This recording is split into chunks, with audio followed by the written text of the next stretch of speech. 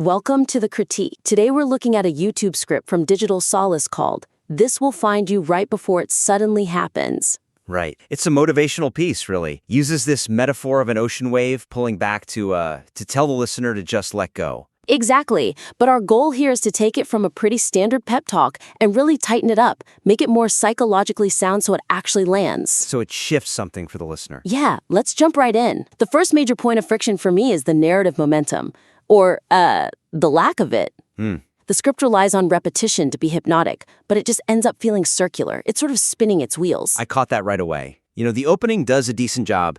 It lists the pain points, refreshing email, checking the bank account. All the classic anxiety behaviors. For sure, it sets the scene. But then, halfway through in the practical part, it's the exact same list. Verbatim, stop refreshing your email. Right. And in a spoken piece, repetition can be powerful, but it has to be directional. It has to build. This just feels like a loop. You're just restating the what without adding any new why or how. And the risk is the listener just clicks away right before you get to the payoff. And it's not just the anxiety list either. The main metaphor, the ocean, it has the same problem. Oh, yeah. We get this image of the water pulling back, revealing rocks and sand. Okay, got it. Then a few paragraphs later, it's the same thing. The water's retreating, we see the shore.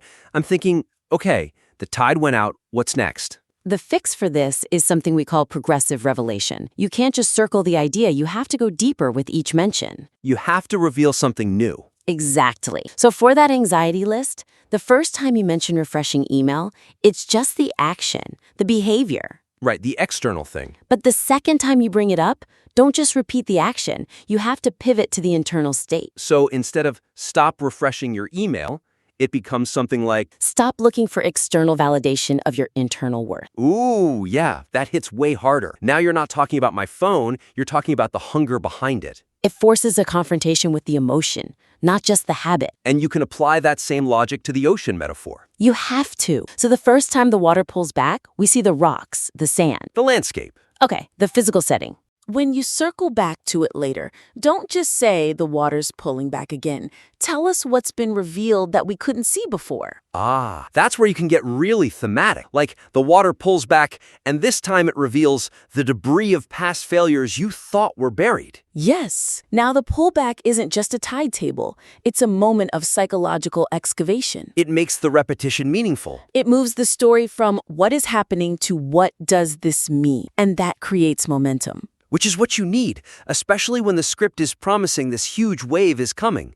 The script itself can't feel static. Speaking of imagery, we have to talk about the metaphors. Oh boy. This script has a bit of an identity crisis, doesn't it? It really does. I mean, it starts so strong with this really powerful organic nature image. The beach, the impact zone, waiting for the wave. I'm there. It's visceral. You can almost feel it. And then, completely out of nowhere, we're in a parked car. The steering wheel, yeah. I was so immersed in the beach visualization, and suddenly I'm being told to let go of the steering wheel of a parked car, and the universe has the keys. It's a total metaphor collision. It completely breaks the trance. And logically, it's just messy. Am I in a car on the beach?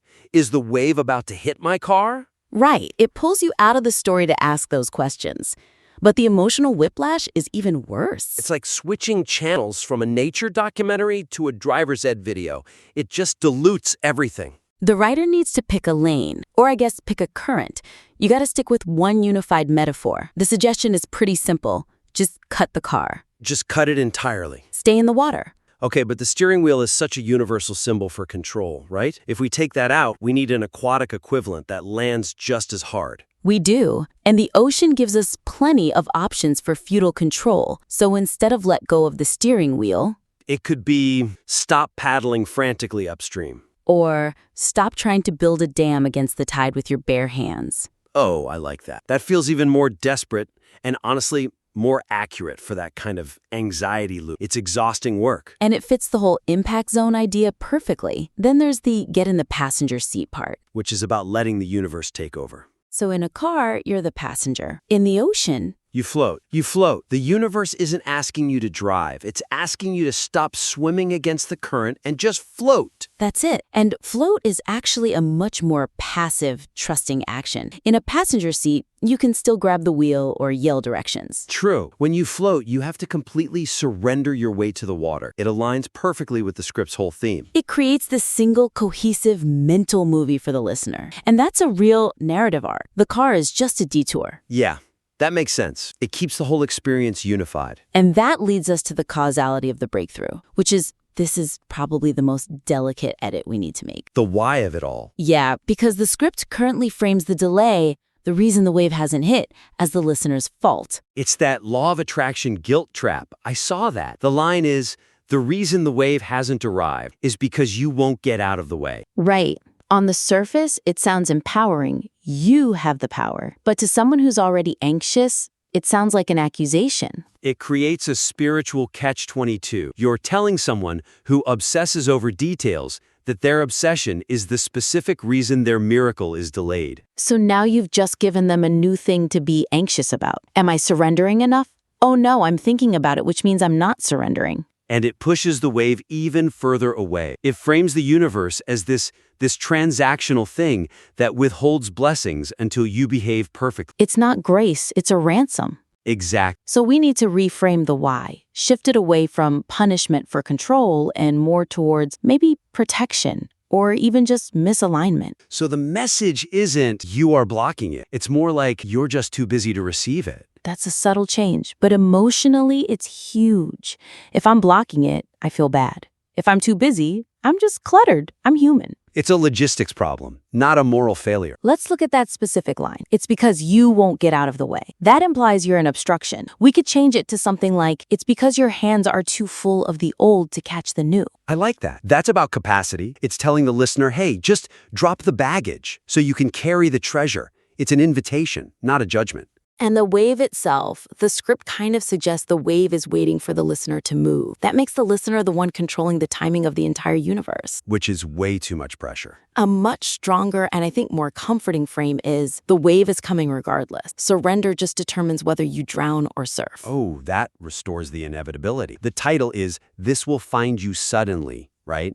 Not, this might find you if you behave. Exactly. The wave is a constant. Your reaction is the variable. And that allows you to relax because the good thing is guaranteed. You just need to get in position. It takes the pressure off. It lets the listener just exhale. And that exhale is the perfect gateway to the last major issue, which is actionability. Right. This is that classic self-help trap. The script is full of these negative commands. Stop checking. Stop worrying. Let go. It's all subtractive. Stop doing this. Stop doing that. And nature abhors a vacuum, especially a neurochemically anxious vacuum. You're telling people with high cortisol levels to just stop doing the thing their brain is screaming at them to do. It's like telling someone not to think about a pink elephant. It takes a ton of willpower they just don't have. The script even criticizes white knuckling, but just decide to stop is the ultimate white knuckling. So what's the alternative? We need to provide replacement action. When that urge to check your phone hits, the script needs to tell your body what to do instead. We have to ground stillness in a physical, somatic reality. So instead of leaving a void, we fill it with something else, a positive action. Exactly. So we can introduce a pivot ritual. The script could say, every time your thumb hovers over that refresh button, physically put the phone face down and take 3 deep breaths. That's a pattern interrupt. It gives that nervous energy a physical outlet. Moving the phone, expanding your lungs, it's concrete. Or you can even reframe the act of checking itself. If the compulsion to look is just too strong, change what you're looking for. So instead of checking for what's missing, the email, the money, you check for what's present. Precisely. The prompt becomes, instead of checking for the email, look around the room for 3 things that are currently working in your favor. That's brilliant. It satisfies that deep survival urge to scan reality, but it retrains the brain to scan for safety and abundance instead of danger and lack. The script also has that line, surrender is active, but it never really explains what that looks like. Right. It just hangs there. Active surrender sounds like a total oxymoron, unless you attach a verb to it. So we give it some verbs. It could look like decluttering your house to make space for the new. Or resting aggressively. I love that. Resting aggressively. It reframes taking a nap or a pause.